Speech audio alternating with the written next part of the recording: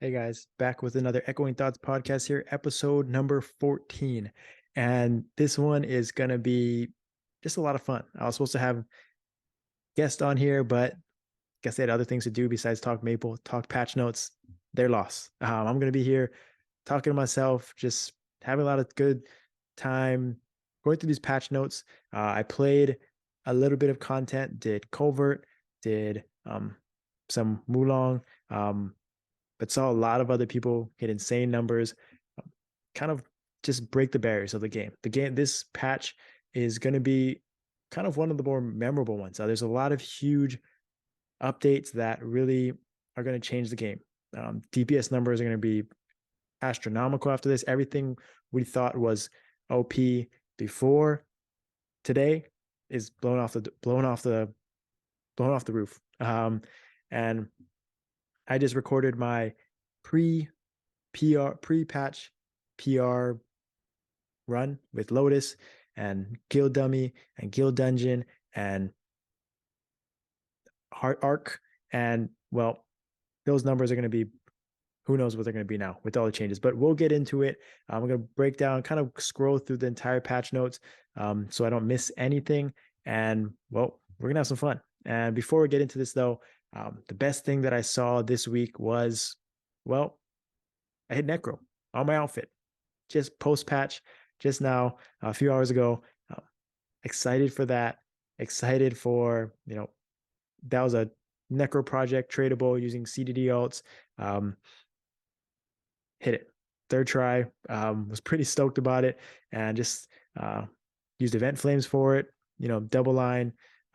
No pots yet. No Star Force. No emblem. So a long way to go, but just excited. Hit that Necro. Not going to equip it yet, but excited for that Necro free-to-play journey for that outfit. For now, no one cares about that. Let's get into March update. Let's go. So basically, March update, the big thing was rebalance. And before we talk about this, before we actually saw the patch notes, 22 classes were getting rebalanced. And the crazy part is that's not even the insane part. That's not even the big updates. I would say that most of these changes were pretty necessary, but not, they're kind of afterthoughts. We'll go through it. But the scary part was, from my point of view, was, we thought Paladins and DKs in the same boat were going to get nerfed. And I was kind of waiting for that. Everyone was expecting it, but there's nothing. It was actually kind of just one little thing, kind of just teaser. It felt like Nexon was just being the hugest troll, getting us all hyped up, thinking it was going to be a big nerf to those classes that just got remastered, and basically nothing. But we'll talk about it. Xenon's first ones to their change. Pretty cool. Let's see. They got, intervals reduced. MP consumption, not that big of a deal. MP consumption, maybe it is a big deal for them. Increased hit count to snipe. One line is always great. Demon Slayers, huge winner, in my opinion. This just allows them to play their class, their V1s. For a long time, they've never been able to use it. Their fourth job skill, Demon Impact, was always better for end game content. Now Demon Awakening, it's going to be insane. Their Rubido is going to hit insane numbers. DS Demon Slayers are going to be back. A lot of people think they're going to be S tier. In my opinion, they're still, they might be up there. Honestly, who even knows? First glance, their DPS is definitely going to be up there. Guild Dummy, Rubido might hit 2 bill. Guild Dummy is going to be insane. His Guild Honor battle. But I feel like they're still lacking. They didn't get an iframe buff. They didn't get any survivability increase. There's still mobility isn't the greatest. I think their damage is going to be top tier, but I just want to see how they stack up in things like Covert and Mulong, and in, mechanically mobile, bosses like Lotus, Arc. They're going to be destroying a lot of classes. Maybe the best Arc class in that 90-second interval in the game. Who knows? They might be right up there with DBs and blasters and things like that. But in Lotus, we'll see. They were still pretty far behind other classes pre-patch, but again, this isn't the big change. It's later on. Demon Avengers only got one skill, 2 hits, interesting, not game breaking. I think Demon Avengers were a little disappointed with that, not getting their actual main skill, getting more lines. Wild Hunters, um, let's see, the skill damage increase. Okay, so basically just straight hit counts and geez, hit counts 3 to 9, Sonic Wars 6 to 8, skill increase 85 to 220. I mean, those on the surface, I don't really know Wild Hunter's numbers, but that seems huge. Maybe trying to push people to play Wild Hunter. I don't know what it is, but that's a big buff. Battle mages. What I love about this patch was just it feels like I love that they went from remaster where they only buff certain classes, right? And a lot of people are giving them a hard time about that, right? Why only certain classes were getting that? It was Explore remaster, kind of expected, but this one they kind of piggybacked off of that, right? Only 22 classes, like I said, and it felt like all these classes needed that buff to catch up, right? You didn't see all the big time thieves, the DBs, the Nightwalkers, the Night Lords, Shadowers, even Blasters, Mercedes, they weren't really touched. Evans weren't touched at all in this. It was all about these raising up the floor, not nerfing those top tier classes, something that we were definitely worried about, but instead they just raised the floor of these underplayed, underperforming classes. And I really like that they went this route. It gives me hope that they're listening a little bit, right? But also that they're not going to nerf top tier classes. They're going to start raising the floor of these classes that aren't performing well. And I think that's really encouraging moving forward, where we can feel a little bit more comforted, more feeling more comfort that they're not going to get nerfed when classes are OP and things like that. So back to battle mages, a lot of buffs across the board. This interesting one that stuck out to me was the party shield. This is a huge change, and it was not just to the party shield, but it was also to their hypers. So they went down from 180 seconds to 90 seconds, but then with their hypers, it actually goes down to down to 60 seconds. So they get this on 60 seconds, and then they get the duration can go from 5 to 10 seconds. So every 10 seconds, they get 60-second on a 60-second cooldown. They get all damage reduced 15%. And they wrote in here, I like that they added these little notes. It says, reductions so that various types of attacks used by high-level bosses can be defended against. Interesting, right? It allows for, that battle mage support class to actually have viability, to actually have a place, to their party shield actually is useful. I think that's amazing, right? That was one of the downfalls of battle mages. They didn't even have enough support skills to be needed.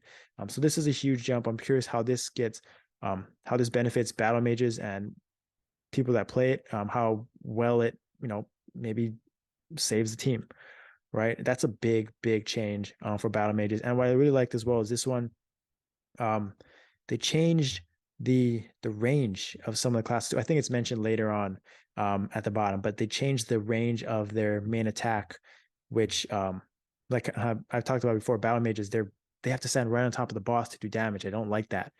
So definitely increasing that range is huge. And I think it's going to be, battle mages are really going to like that. The few that are out there. But I mean, I got to give them props. I really was hoping that they do this kind of description and explanation why they're going into making these buffs. Mechanics, I mean, mechanics buffs across the board. Cooldowns decreased from 30 to 5 seconds. That seems massive. 30 to 5 seconds. Increased hit counts 6 to 9, 11, 15. I mean, these are huge jumps. And from what I've been hearing, mechanics are pretty strong as it is. In Lotus, they're doing really good damage. So excited for the mechanic players out there. It seems like a very fun class. I think their V3 is going to be insane as well. Just trending up. Mechanics are trending up, man. Thunderbreakers, one of the underwhelming classes. Again, in my tier list, this felt pretty subpar in my opinion. I don't know about Lightning Cascade, things like that, but Annihilation only got one line. I feel like it could have been a lot more. Thunderbolt got one line. 12 to 16 feels good, not great. I don't know. TBs could have used a big boost. It feels pretty underwhelming. But again, a lot of the classes that got in this rebalance didn't get a ton of lines because they're still trying to see where that crit rate, the other changes, the crit rate, crit res changes overall. Wind Archers, solid buff. This is free damage. The best damage is passive damage, right? Trifling Winds, free 15%. Howling Gale, increased hit count. That's free. Just spam it and it does its thing. That's, I mean, can't complain about that. Wind Archers are probably pretty happy. Blaze Wizards, no extra lines. I feel like I was thinking about this. I mean, if an extra line to one line would have been huge, but they attack so fast. Maybe it was just too great of a difference, but I'm not a bad Blaze Wizard. This feels good, not great, 30%. I don't know at the top tier level if this even makes a difference. Maybe the Flame Fox does 3 to 5. That feels kind of like a lot. I think that's a dot skill. Have to ask the Geminis about that, but see how happy he is. But excuse me. Aran. Now Aran's another big winner. Demon Slayer's up there. I think Battle Mage's got a good buff too. Aran's look at all the changes. And I think the main one was that they got an iframe. Where Maha's Domain added 2-second invincibility effect against all classes immediately after using skill. Huge, right? I talk about all the time. The biggest imbalances aren't necessarily in the DPS, and you can see by these changes, they're not adding a ton of lines, but the iframes are the biggest difference. That's what holds back like a Demon Slayer from being top tier with the other warriors, like a DK or a Paladin. They don't have that iframe, and Aran's got an iframe, 2 seconds, and they said they get it every 30 seconds ish. That feels massive, right? Just the utility, the ability to use it when you need to use it on a short cooldown. 2 seconds feels like nothing. It's huge, right? Dealing with Lotus, dealing certain, surviving a screen crack. 2 seconds is plenty on a 30 seconds cooldown. Highly effective, a great utility, a great rebound. On top of and this one too, Beyond Blade reduced the skill delay, attacks faster. That's better than lines for most people, right? If it just allows for more flexibility, right? You're not caught up in a skill animation. You can react faster to certain things when attacks are faster. Amazing. Aran's got 2 attack speed increase, iframe. You just ended there. That's an amazing buff. They also got added lines as well. So reduced cooldown. So sweet. Aran's happy as can be. Pretty cool class. Just now they might get some shine. And the Lumi one, interesting. Lower skill time, right, for Morningstar, looks like. And then this new skill, completely new skill, Equilibrium Liberation. I can't talk on that. New skills are always probably good, right? Probably good. Just allows for more flexibility, it seems. Entering Equilibrium when you want to. Sweet. Lumi's, that'll be fun. A nice little skill cap, a nice little thing to play with their toolkit. Then Shades. This one was tough. I think a lot of people are gonna, but I like that they explained this, right? This was a great description. The reasoning why case 1, case 2, right? Bowmasters is case 1, lowers DPS. Case 2, things like Night Lord's Mark would activate on the split soul, right? Things like Shadow's Meso Explosion would go to the split soul. So a lot of classes, so to solve this issue, they're just going straight, no clone apparently. And so that's what it says. We'll see how it plays in the game. But classes like Isolating Mages with the bounce effect, even Shades are complaining, the actual class that's getting this. It benefits everyone else pretty much. I would say, 9 out of 10, 19 out of 20 classes probably benefit, whatever it is. Probably only a few are not happy about this. It is what it is. It feels like overall, it just feels like it's going to benefit everyone. Just consistency across the board, right? Just more cap, more damage. It reminds me of, phase 1 in Lotus. A lot of people do a lot better in phase 1 of Lotus DPS wise in that first minute, especially because when you split, you already get that Paladin crit res, threaten, the Noble Demand. You already get the Bishop crit res already on the target, the Shade crit res already on the target. So you're doing maximum crits, right? But with the extra clone, you don't get all those things, right? Bishops may not apply crit res. You have to Noble Demand with Paladins to on that summon target, that's that clone target. A lot more factors. This feels a lot, dumbed down, I guess, per se. Single target classes are definitely going to like this. Again, just another thing that DPS is going to be across the board, is going to be a lot higher. And this is one of the main reasons why. But Shades did get 2 lines of Spirit Claw, 25% 190 skill damage is pretty low, but 2 extra lines that just going to raise their baseline, right? Very consistent dealing damage in class, raise that baseline. It'd be nice for them. Kaisers finally get good amount of lines, right? 2 lines across the board. Wing beats, those are the passive lines. More skill damage, more lines, more skill damage, more lines for Giga Waves. Huge. Can they compete with the other warriors? Maybe, right? They'll be pretty good in Lotus, right? For bomb clearing in phase 1. Single target damage. They're mobile with the teleports. Kaiser.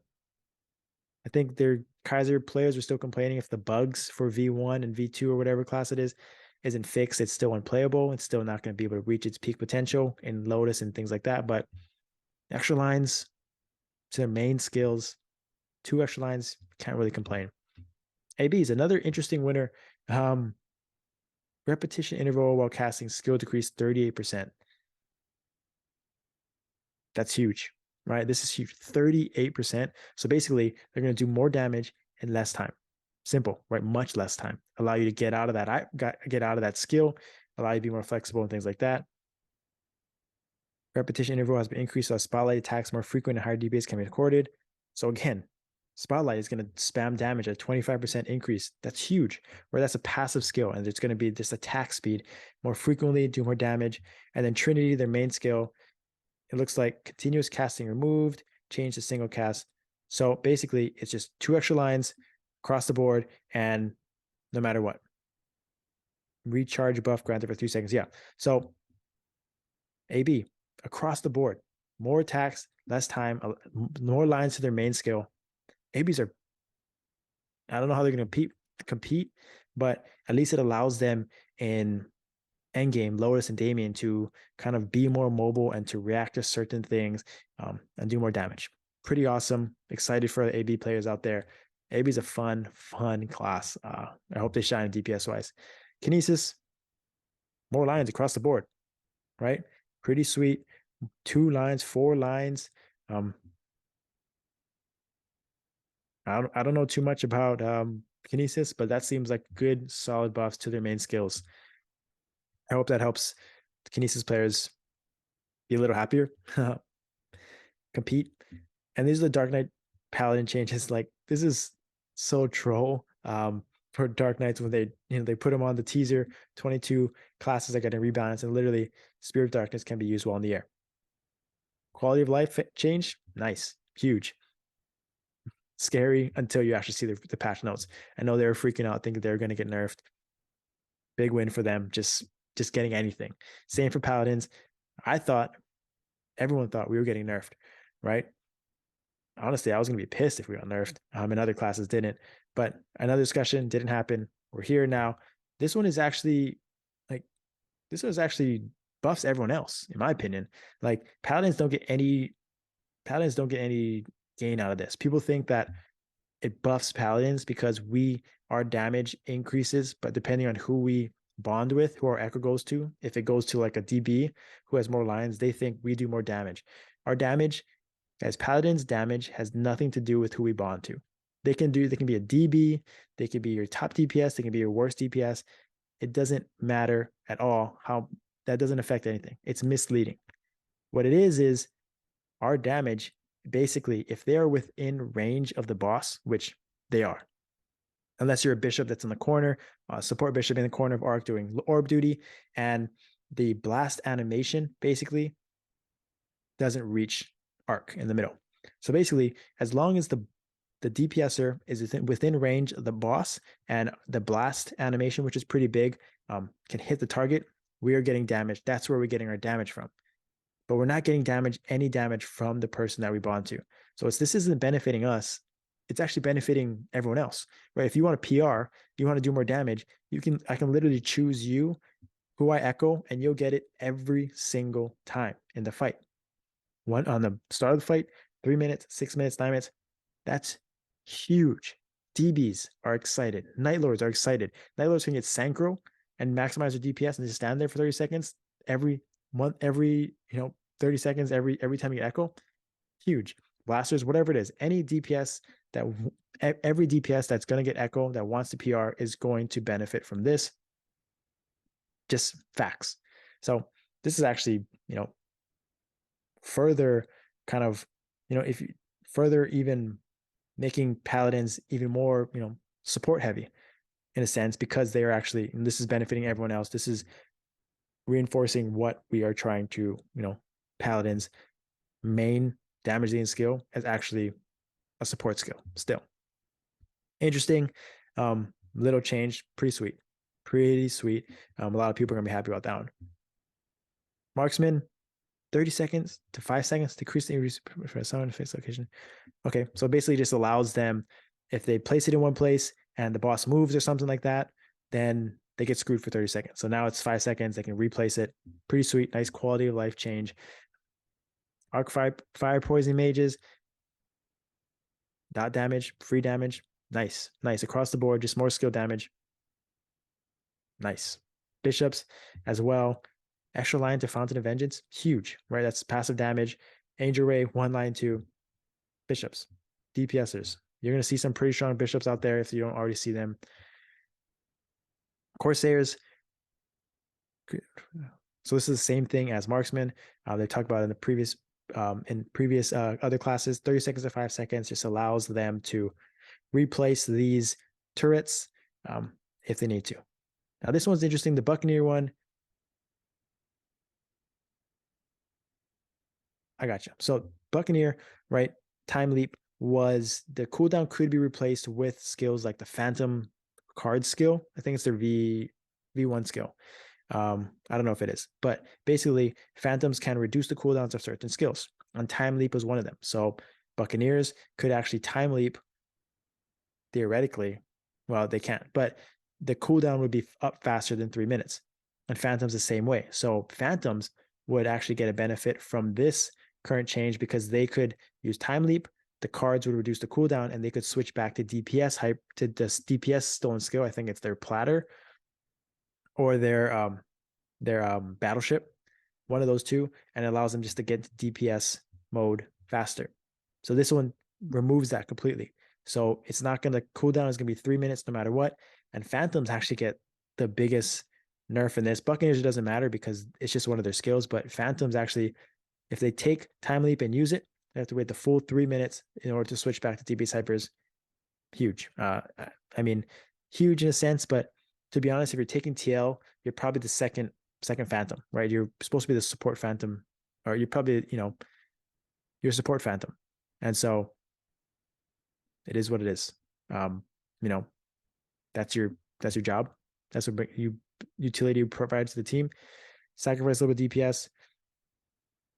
It's just situational, right? That's just the nature of it. It kind of sucks. I feel like that's kind of just a random change, but didn't seem like a big deal, but it is what it is. Next one, Heroes Will Revamp. Pretty sweet. Cooldown in half. Allows you, use it in Lotus. Use it in Arc. Use it in content. Just making it viable. Making it useful. Nice. And this is what I was talking about. Hit ranges, right? Aran's hit range increased 70%. That's actually pretty big. Luminous can be used in the air. Cool. Kaiser can be used in the air now. Inferno Breath. Cool. Can be used in the air for soul resonance. Interesting. So I don't know if that means you can jump with soul resonance or what now. I think you have to hold the skill down though. I'm not sure. That was interesting. Can be used in the air. I don't know. Sweet.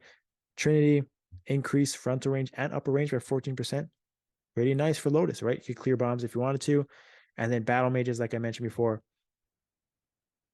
left to right hit range increased by 43%. Battle mages range was so small. 43% feels really, really nice. And upper hit range too. Clearing bombs, that's pretty sweet. I think that's going to be substantial. That's a huge quality of life improvement for battle mages. Love that. But let's be real, the big change right here is this number 4 crit rate chance calculation formula. Before, if you don't know, we were capped at 100% crit rate. And some bosses have crit res in them, right? So think of Lotus, Damien have 70% crit res. So even if you have 100% crit rate with buffs and things like that, base crit rate, you were capped at only critting 30% of the time because that's 70% crit res. But things like Noble Demand from Paladins, 20%, Shades, 20%, or 15, 20. And then Bishop 17.5% crit res. All of these things allowed you to crit more, right? To uncap that potential to cap and crit. Sorry, that potential to crit. But now this breaks the barrier. And this is something that I've talked about, a lot of people in feedback have wanted for a long, long time. This is their way of removing crit res from the game, right? It uncaps crit rate, allows for you not to, it does a ton of things, right? And they talked about what their reasoning was. And right here it says, the previous crit rate calculation forced parties to be compromised of jobs that possesses debuff. Considerable effects of debuff target crit res if user had sufficient specs. So that's what they're talking about. Wild hunters, shades, bishops, paladins, even phantoms, right? Have crit res technically, and heroes even, right? They were taken priority because of this one skill. Crit res was the most broken skill, game-changing skill in the game, right? All these classes that had it were S tier, in my opinion, or majority of them, right? It's just something that you can't replace if you don't have it. It's not just in bossing, it's in covert, it's in Mulong, it's in everything. Solo content, it was just such a huge advantage. And you saw that in my gameplay, my paladins, how many, like I was, top tier, number one in everything just because of my class. My gear wasn't any better than some of the top tier players that I was out doing more damage than. I'm doing more, my scores were higher, but it was just the fact that I had crit res 20% even for noble demand was huge. So now they're removing that completely. And what it does, and it says case one, right? Case 1 and 2 basically talking about people are preferred over, and it also talks about in solo content. In case 2, situation where being in possession of crit res allows higher damage in other jobs in solo content. That's what I talked about. Covert, Mulong, like even soloing hard Magus, right? It's such a huge advantage being a paladin versus another class.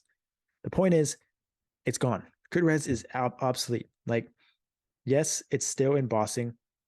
Paladins, bishops, shades even are going to be needed because not just the crit res though, because of their single res, paladins for echo, synchro, bishops obviously for res, benediction, shell, dispel, things like that, heals, shades for their split, right? But it's not going to be because of this one skill.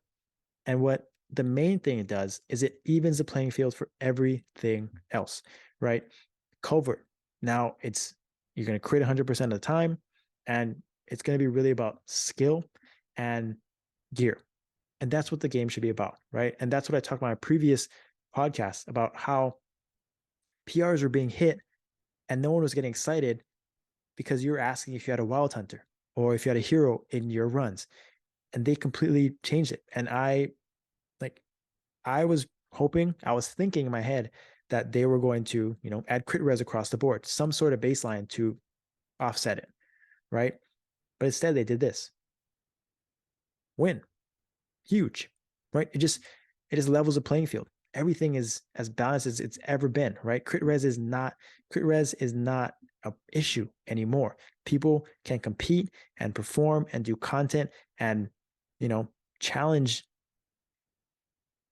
PRs, scores, whatever it is, based off of gear. And more importantly, based off of skill, not what class you're playing. And that is a huge win. This is the biggest part of this patch. And this is honestly,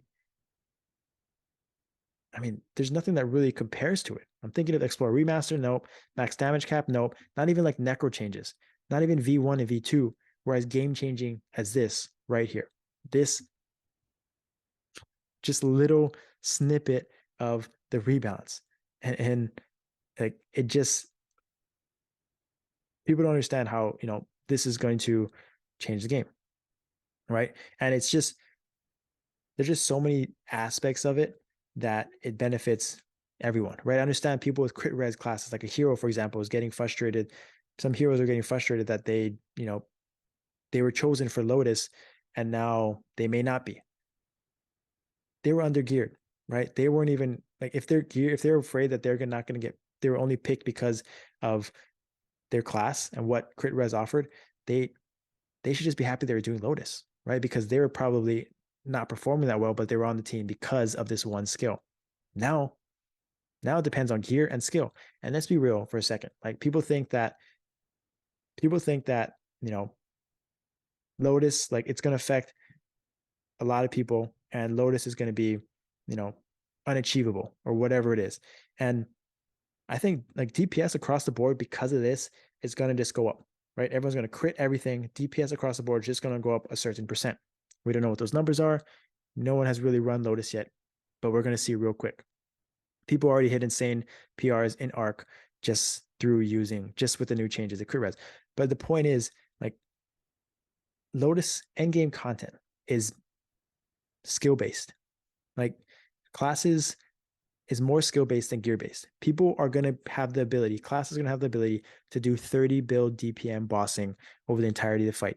That should be like, even if you just have a Necro weapon, 35k physical attack, people were doing that damage before, we were clearing Lotus with people without max damage cap weapons, before Explorer Remaster, before the second iteration of Necro max damage cap, 15 mil cap. 50 mil cap, 36, 37, 38k physical attack. They were doing 30 bill bossing DPM in Lotus, and we were clearing. So now, with all of these changes, with all these rebalances, with more cap, with more crit rate, with more lines across the board, everyone, 30 bill baseline DPM for bossing is achievable for everyone. And that's really all you're going to need from your lower tier DPS to clear. Maybe even less than that to clear Lotus. So I think if people are going to complain like about not being able to do Lotus, I think it's not going to be about gear, right? The real issue is going to be about mechanics and skill, and that's the way it should be, right? Lotus is supposed to be hard, right? It took us months of practice and practice and practice. We practiced Lotus before we knew we could even clear it, before V2 came out, before, rebalances and max damage cap increases, before, we were still practicing because we knew how important the mechanics were. And now DPS across the board is higher. People are going to do insane numbers. Just get the mechanics down. Just practice the bossing.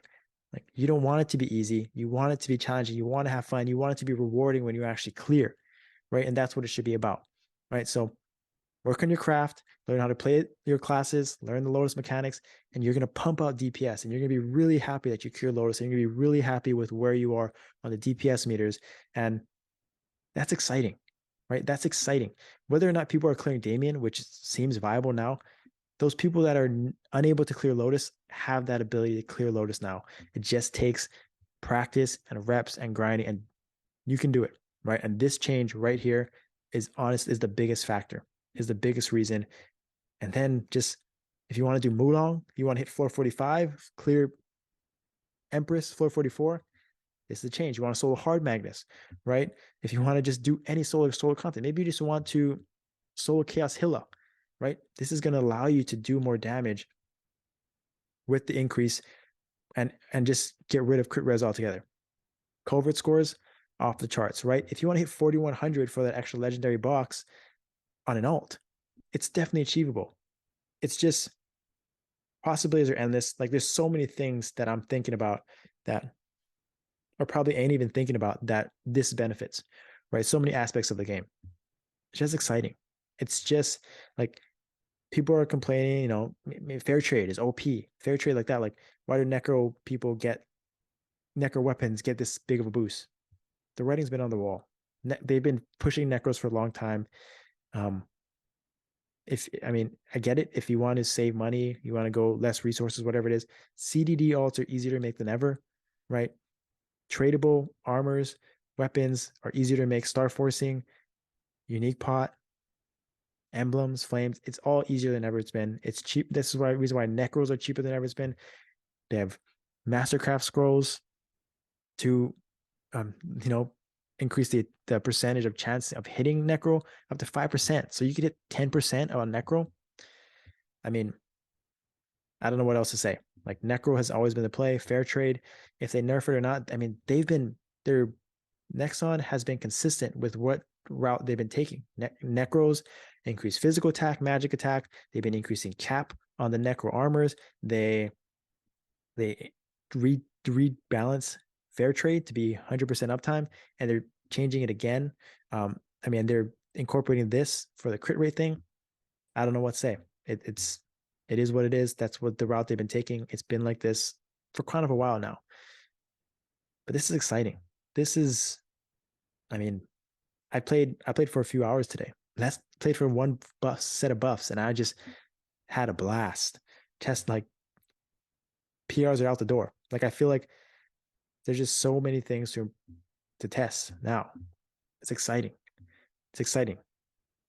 And then this was kind of the main big thing that we expected. Yum Yum Island, level 220, pretty sweet. Faster EXP, faster, more nodes possibly. I think this is nice. This is exciting, and I like that they paired it. The home. I'm not really going to talk about this. It's not really my thing. I kind of scrolled through this. I'm sure a lot of people didn't, but I'm sure a lot of people really enjoyed this. Maybe I'll look into it later. But it's kind of just a fashion story thing. Yeah, sorry, I'm scrolling through this, but the Yum Yum, right? That pairs nicely with the. So this was nice too. Sorry, I'll get back to the Yum Yum, but this is nice. They had the Commander achievement boxes, right? So I cleared floor 43 today. This came up as an option for the emblem change scrolls. Free stuff, right? Free stuff. Awesome, fun, sick. This is what I was talking about. Yum Yum combined with this. This is such a underrated change. Hyperstats page, second one, right? It allows people like me, or everyone pretty much, reinforce leveling, the importance of leveling. Now, instead of having to reset hypers all the time, if you're trying to test DPS and go to PXP, EXP hypers, that was a real pain. Everyone knows resetting hypers is expensive as hell. So they added this, an extra page. Sweet, right? You can just, if you're trying to do if you're already DPS hypers and you're trying to do party EXP, don't do the full thing. Just max party EXP if you want, and just leave it, right? Leave all those extra points out there. Save your mezzos, whatever. Use red mezzos when you get them.